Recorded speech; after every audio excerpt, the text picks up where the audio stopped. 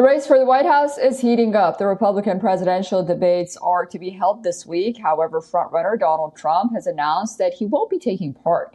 Donald Trump has for months suggested that he would likely skip Wednesday night's debate in Milwaukee, Wisconsin, arguing that it did not make sense to give his Republican rivals a chance to attack him, given his stabilized lead in national polls.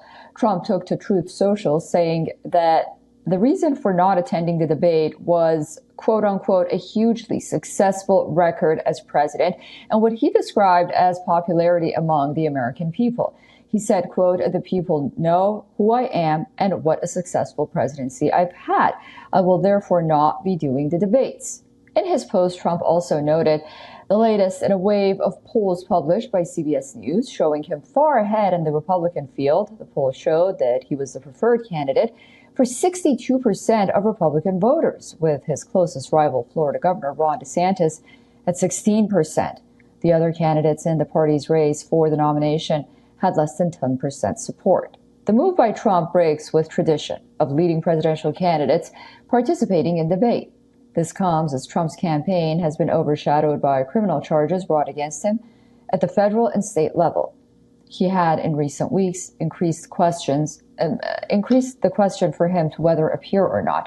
Moreover, Trump's absence from this week's debate could lead DeSantis of Florida becoming the focus of attacks from other candidates who look to position themselves as the primary alternative to the former president. Other candidates include newcomer Vivek Ramaswamy, former Vice President Mike Pence, former UN Ambassador Nikki Haley, and South Carolina Senator Tim Scott, among others.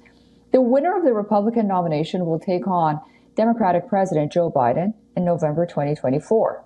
For more on this, we are being joined by U.S. political analyst John Christopher Bua from Washington, D.C. John, welcome back to WION.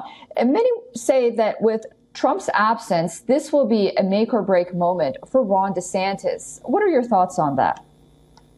Well, I think, first of all, this is a big mistake by Donald Trump, because instead of having an opportunity to go after any of these candidates, like he did back in 2016, where he knocked off 17 of them by insulting them individually, he now is just going to stand up there. He's going to not be there on the platform, and the others will go after him, and they will attack him. And I think it's not showing up is incredibly insulting to the voters.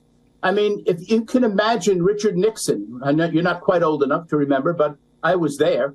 And I remember, imagine Richard Nixon saying, "I'm not going to debate Jack Kennedy, the hell with it." No, you can't. And the only presidential candidates that didn't debate were Barry Goldwater and Lyndon Baines Johnson. Now, can you imagine what that would have been like?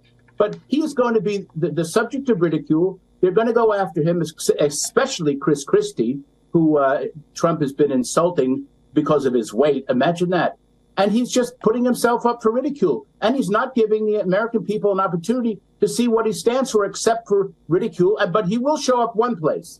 He will show up at the county jail in Atlanta, at the Fulton County Jail on Thursday or Friday, where he will be booked. And he will be maybe handcuffed. He will definitely be fingerprinted. And there will be a mugshot for all to see. But he'll probably say, "It's the best mugshot I've ever seen." You know, we're dealing with Donald Trump. Susan, you know what this is about. And WION is very, very astute on all of the aspects of this campaign and of this election cycle. Thanks for that. And you know, yeah, it really is insulting to the voters, because people need to get a chance to really learn about policy, even Trump's own policies, which, you know, we haven't heard from him himself. You know, all we've been hearing from is the last election and then these indictments, understandably. But what about Ron DeSantis? What are your thoughts on him at this point? I mean, that is really his time to shine, or it might, again, become a huge disaster, like the way he launched his campaign on Twitter. Well, very well put. I mean, it was President Kennedy who said, those who foolishly sought power by riding the back of the tiger ended up inside.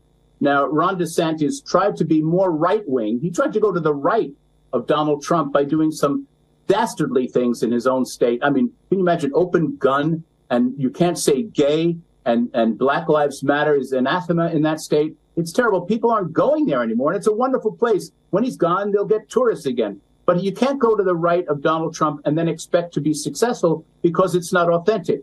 Now, maybe Vivek will come out and maybe Mike Pence will look more like more than just a bobblehead standing behind Trump. But the fact is that I'm looking for, and I'm going out with some good friends, political people, on Wednesday night to watch this. And I can't wait to see Chris Christie unload, because he's a New Jerseyan and I'm from Manhattan. So we're kind of kindred spirits. Okay. Well, we'll be watching very closely as well. Thank you so much for joining us, and always for those great historical references.